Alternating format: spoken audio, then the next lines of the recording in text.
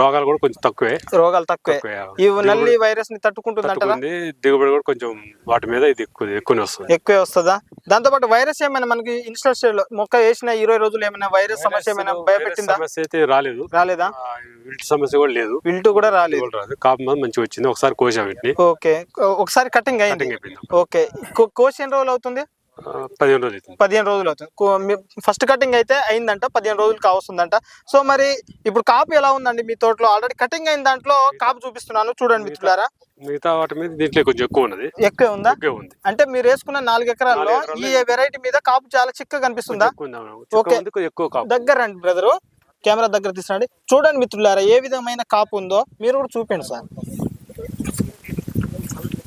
చూడండి మిత్రులారా ఏ విధమైన కాపు ఉందో. చిక్కని కాపు అనమాట, 5 స్టెప్ అనమాట. ఇది ఆల్రెడీ ఫస్ట్ కటింగ్ జరిగింది. కటింగ్ ఎట్లా చేపిస్తున్నారు? కేజీ లెక్కన. ఓకే, చూశారు కదా మిత్రులారా ఏ విధమైన కాపు ఉందో. పచ్చికాయలు ఘోరంగా ఉందన్నమాట. పైపాటున పొదలాగా వస్తుందా అండి ఇది వెరైటీ?